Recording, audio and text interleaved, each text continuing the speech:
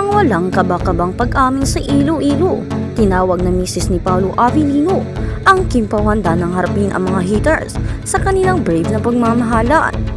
Kung bago ka lang sa channel na ito, huwag kalimutang mag-like, share, comment, and subscribe sa patuloy na umiinit na showbiz scene, lalo pang nag-aalab ang relasyon ni Kim Chiu at Paolo Avellino na mas kilala bilang Kim Pao. Ang kanilang love story ay lumalabas na sa screen at unti-unti nang magiging official or nagiging official sa public eye. Matapos ang mga ganap na nagpapakita ng pagka-gentleman at protective ni Paolo, ngayon naman si Chinita Princess ang nagpakita ng tapang at lakas ng loob sa pamamagitan ng pagpapakita ng full support sa Iloilo. Higit pa rito, may mga ulat na nagsasabing tinawag na ni Kim Chiu si Paolo Avellino ng isang term of endearment na nag-iwan ng malaking clue sa kanilang status. Ito na ba ang final confirmation ng matagal nang inaasahan ng buong Pilipinas? Ang matapang na pag-flex ni Messi sa Iloilo kung saan fan run sa MOA. Si Paolo Avellino ang nag-flex ng kanyang protective na galawan kay Kim Chiu. Ngayon hindi naman nagpatalo si Kimi. Sumunod siya kay Paolo sa Iloilo upang magbigay ng personal at buong pusong suporta sa event ng aktor. Ang move na ito ay hindi simpleng pagsuporta lamang. Ito ay isang brave na declaration ng kanyang pagmamahal at commitment kay Paolo. Ang timing ng pagsuporta ni Kim Chiu ay kapansin-pansin. Siya ay galing sa isang event sa MOA Arena at tiyak na puyat at pagod sa kanyang schedule. Ngunit, basta para kay Chinita Princess ibibigay niya. Ayon sa video, ang sacrifice na ito ay nagpapakita na ang relasyon ay prioridad na ni Kim. Ito ang sinyalis na ang Kim Pao ay unti-unti na silang umaamin sa publiko. Ang matindi pa ang mga brave moves na ito ay may basbas na kasi ng management. Kaya naman sila ay tumatapang na sa pagpapakita ng kanilang affection. Ang pinakadulot ng kilig sa mga fans ay ang chikang tinukoy sa video na tinawag ni Kim Chiu si Paolo ng misis. Sa kultura ng Pilipinas, ang term na ito ay kadalasang ginagamit ng mag-asawa o mga magkasintahan na sobrang seryoso na sa kanilang relasyon. Ito ay isang endearment na nagpapahiwatig na ang level ng kanilang relasyon ay lampas na sa love team. Ito ay galawang official galawang mag-asawa. Sa pamamagitan ng pag-flex ni Kim Chiu sa Iloilo at ang implied na pag-amin, tuloy na nilang pinatunayan na ang kanilang love story ay genuine at hindi na puro mo lamang. Ang mga haters, pag-inggit ang issue sa Sky Blue running short. Sa kabila ng kilig at positive vibes na inihatid ng Kim Pao, patuloy namang umaarangkada sa paglalabas ng mga issue at paninira. Ang mga haters at critics, ang bawat ganap ni Kim at Paolo ay binibigyan ng negative angle upang sirain ang kanilang image at chemistry. Ang pinakabagong issue na inilabas ay tungkol sa damit ni Kim Chiu sa fun run, ang kanyang sky blue running short. Ayon sa hate comments, ang shirt daw ni Kimi ay masyado daw maiksi at hindi magandang tingnan. Ang insidente na ito ay nagpapatunay na lahat na lang napapansin ng mga ito. Isang malinaw na sintomas ng pag-inggit at kawalan ng makita na legitimate na issue. Ngunit ang Kim Pao fans tulad ng dati ay sulit sa kanilang pagtatanggol. Nagbigay sila ng sandamakmak na pagtatanggol at simpleng lohika sa mga haters. Angkop sa okasyon, fun run ang ipinunta, ang suot na ibinabagay sa event. Sa isang running event, natural lamang na magsuot ng running shorts upang makatakbo ng maayos. Ang pagsuot ng napakahabang short ay hindi praktikal. Komportable si Kimi. Ano ba ang pakialam nila kung doon komportable si Kimi? Ang fashion choice ni Kim Chiu ay personal na desisyon at karapatan niya na isuot ang damit na sa tingin niya ay komportable at maganda. Hindi ka bastos-bastos. Ang fans ay nagkaisa na wala kaming nakikitang mali at hindi ka bastos-bastos ang kasuotan nito sa fun run. Ang shorts ay appropriate para sa activity. Ang udyat na protection ang basbas ni Paolo.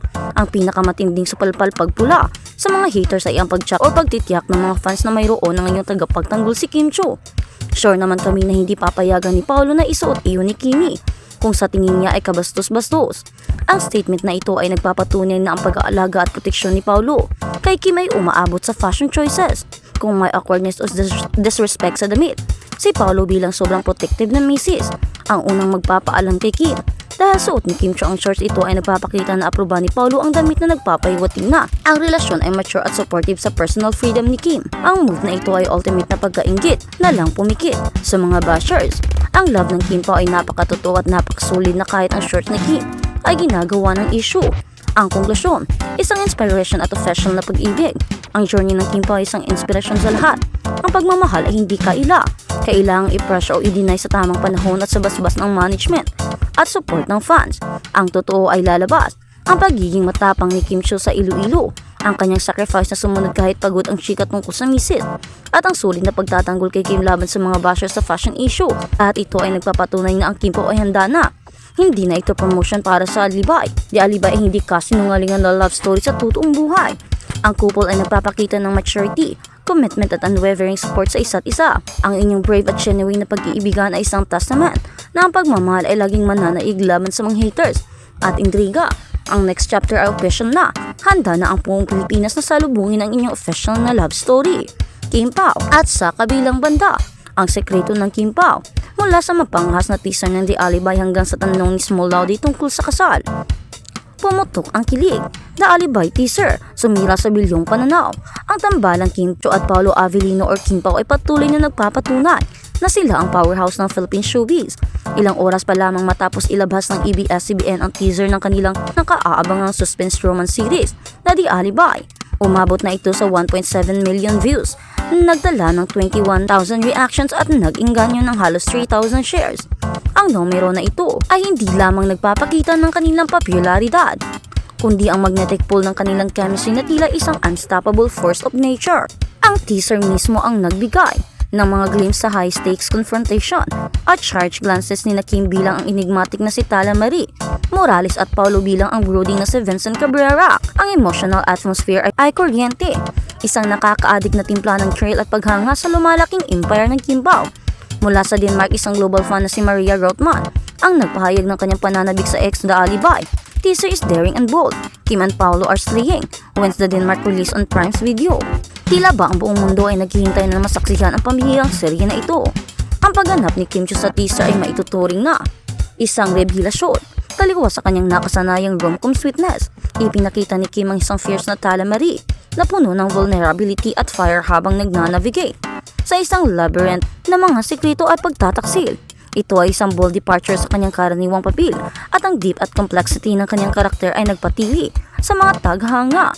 Ngunit ang mas nagpakilig at naging usap-usapan sa social media ay ang bulungan na si Paolo Avellino mismo ang nagbigay ng personal na pahintulot para sa mas napangahas na eksena ni Kim. Ito ay hindi lang tungkol sa professionalism. Ito ay tungkol sa isang mataas na antas ng tiwala at respeto sa pagitan ng dalawa. Ibinahagi ni Norma Dag sa Facebook ang kanyang passionate na pananaw. Paolo's consent for Kim's daring role in The Alibay. This will be their blockbuster.